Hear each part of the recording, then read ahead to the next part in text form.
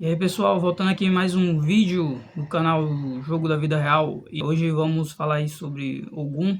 Quem seria Ogum? Ogum seria o deus da guerra, basicamente, o orixá, né? Depois eu venho trazendo essa ideia de deus e orixá, né? Ogum, a história conta que ele foi para a guerra uma vez, né? Foi assim que ele se tornou orixá. Passou um tempo na guerra, bastante tempo. Ele demorou, e na cidade dele, antiga, as pessoas começaram a fazer um voto de silêncio no dia que ele foi lá, né, para a guerra, em respeito a ele, né? E aí, quando ele volta da guerra, ele vai pedir água, ele vai pedir comida e as pessoas simplesmente ignoram ele e pelo voto de silêncio, né? Que as pessoas não poderiam conversar com ele. Então ele pedia água, pedia comida e as pessoas não respondiam. E aí ele fica irritado com isso e aí começa a brigar e bater nas pessoas, brigar com as pessoas e bater nas pessoas reclamando e ninguém falou nada, né? Até que um ente dele se aproxima e fala para ele, né? E fala para ele que era um voto de silêncio em nome da honra dele. E aí ele se toca e se arrepende, né? Se arrepende e as pessoas que sobreviveram começaram a fazer danças, fazer rituais, porque ele ficou muito triste, né? Então as pessoas começaram a fazer festa, fazer rituais para que ele levantasse o ânimo, né? Que ele estava muito remoendo o que tinha acontecido, né? E nisso aí ele acaba ficando tão revoltado que ele pega o facão dele e corta o chão. Ele bate com tanta força no chão que abre um buraco que vira um portal direto para o Orum, né? O Orum, que seria o paraíso dos deuses, né?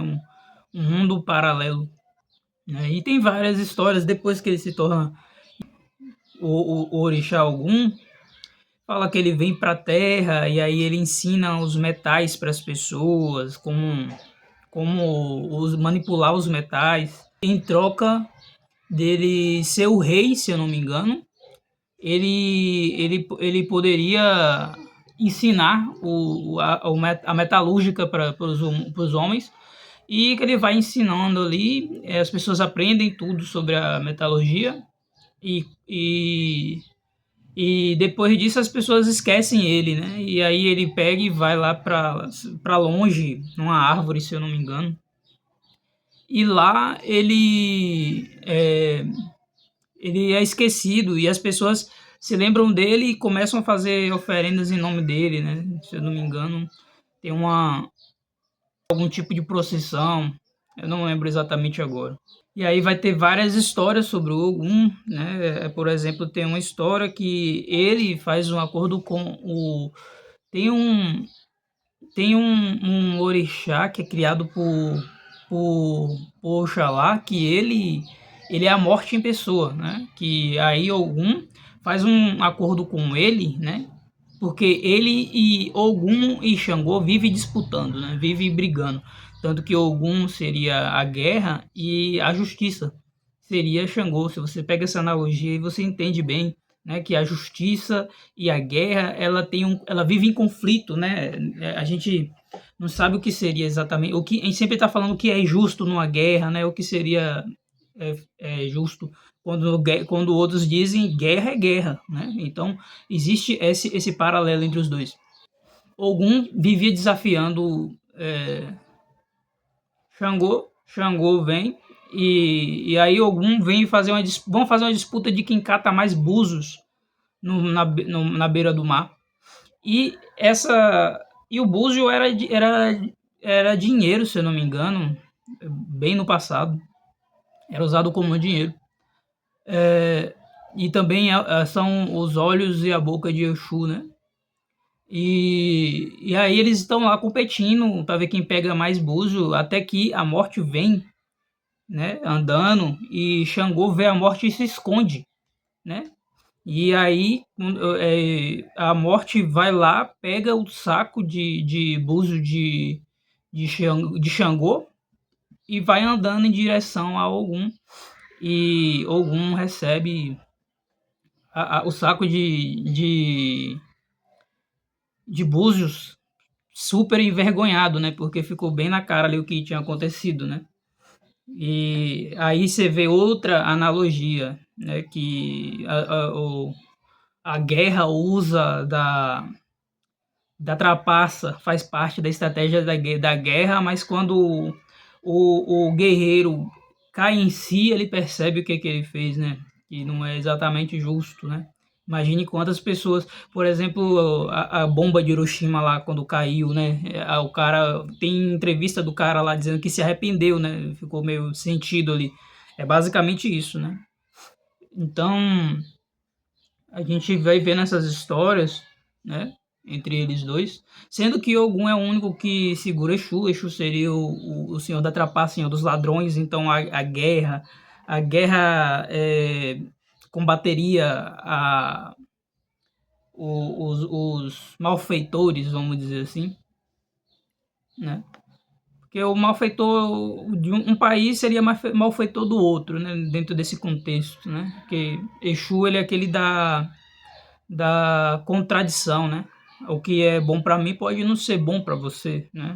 Os meus motivos para ganhar essa guerra pode ser ruim para você, porém seus motivos podem ser ruim para mim, e esse é o conflito que existe aí, né? Da soberania. Por isso que um país tenta sobrepor o outro, porque é o ponto de vista, né? Digamos que Exu seria o senhor dos pontos de vista. Então, Ogum é aquele cara da guerra, batalhador, trabalhador, voltando para outras, outros caminhos, outras áreas da vida, né? Aquela pessoa que é trabalhadora, aquela pessoa que é guerreira, né? A gente vê na capoeira, por exemplo, a gente fala iê, iê é o grito de Ogum, né? Por isso que fala iê. E quando fala iê é porque Ogum, ele é o único que consegue conter Exu, né? Porque Exu ele é muito forte, né? E aí ele não pode ser destruído, ele pode ser contido, né?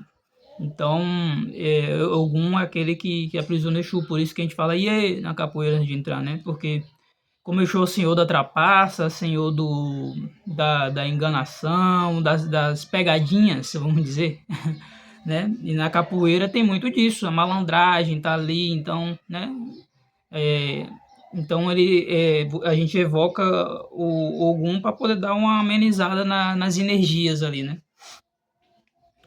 Então a gente vê que cada orixá teria um reino, e a ideia do reino de Exu, de Ogum, o reino de Ogum seria um reino conquistador, né? Semelhante a Javé na Bíblia, né? Você vê ali que é aquela coisa de invadir e dominar, porque meu Deus é o melhor, porque meu ritual é etc. Pá, você faz tudo errado aí, por aí vai. Ogum, né? Ele é sincretizado aqui no Brasil com Santo Antônio e também com São Jorge, né? Vai variando dependendo da região, né? Vai depender daquele povo que estava ali, né? Então, a gente vê as semelhanças na questão de São Jorge, por exemplo. Ele foi um guerreiro, batalhou contra o dragão, etc. Então, a gente vê essa determinação em Ogum. Lembrando que todos os orixás têm dualidades, né? Tanto pro lado de Oxalá quanto pro lado de Exu. Então, todos eles vão ter a parte mal, todos eles vão ter a parte boa, né? É como os deuses gregos, né? Os deuses gregos, eles são humanos, vamos dizer assim. Ele tem essa coisa humana, assim, da ambiguidade, de ter qualidades e desqualidades. Eu esqueci a palavra correta. Então, a gente vê que o Ogum, ele é aquele que segue sempre em frente, né? Guerreando, etc. Ele vai seguindo em frente. e ele vai encontrar desafios no caminho, vai encontrar mata, então ele continua seguindo em frente, que ele tem um facão, ele vai abrindo o caminho, né, digamos assim. Ele faz o caminho, literalmente, né? Ele é o orixá que vai em linha reta e segue o caminho, né? E isso, uma sociedade conduzindo a isso, seria a sociedade que não iria pensar muito em leis, entende? É assim, acabou. Quem não segue, se lascou, vamos dizer assim. Que nem aquela coisa lá do apedrejamento da Bíblia, lá, aquela coisa lá do... quem não seguir, a catolenha, não importa, não quero saber, é a lei. Seria essa a lei de Ogum. Uma sociedade regida por Ogum seria algo bem linha dura, vamos dizer assim. Não teria muitos julgamentos, né? No caso de Xangô, teria, né? Que Xangô, o Senhor da Justiça, seria injusto apedrejar alguém porque catou lenha, não sabe? Então, vender, pá, né? Não fez mal a ninguém, então não faz isso semana que vem, faz isso antes. Ou então conversa com as autoridades num caso de necessidade. Haveria um diálogo, né? E já com algum não haveria diálogo, não. A pessoa de Ogum, ela gosta de festejar, celebrar, comemorar, porque ele guerria muito, né? Então, quando ele vence as guerras, ele gosta de celebrar. E dentro dessa celebração, Ogum, ele não exagera, né? Por isso que tem uma história que fala que Exu bebe cachaça, Ogum bebe cerveja, né? Você vê que é essa ideia a moderação, né? O Ogum, ele é moderado porque ele quer estar sempre meio que pronto, né? Ele não pode estar deitado no chão, né? Então, a gente viu aí a sociedade, a questão religiosa, né? As pessoas... tanto que Ogum, ele sempre está presente na hora de cortar os pescoços, né, dos animais, porque ele faz uma troca com os outros orixás que pediram o segredo do metal, e aí, porque os outros metais eram muito frágeis, e aí ele ensina o segredo do metal e ele acaba ganhando a honra de sempre fazer as oferendas ali, né? Ele que tem um metal para cortar o pescoço da galinha ou da oferenda em questão, que nem sempre é galinha. E só que com o nome dela, com a Nanã, que brigou com ele, agora eu não lembro o motivo por que ele brigou. Quando eu trazer um vídeo de Nanã, eu explico por que ele brigou com ela. E aí eles brigaram e ela prometeu nunca usar nos seus rituais, usar metal. Então as pessoas que são de Nanã, elas quebram o pescoço da galinha na mão, né? Se tiver algum outro animal, que agora não me vem à mente, não sei dizer, também tem que ser na mão, não pode usar metal na, na, na, na, no ritual dela, né? Então, a gente viu aí toda essa questão. E depois eu posso fazer mais vídeos aí falando sobre cada orixá, porque um vídeo de 15 minutos não vai dar para falar de todos, né? Eu tô falando bem por alto, é porque, né, tinha que fazer um vídeo. Valeu.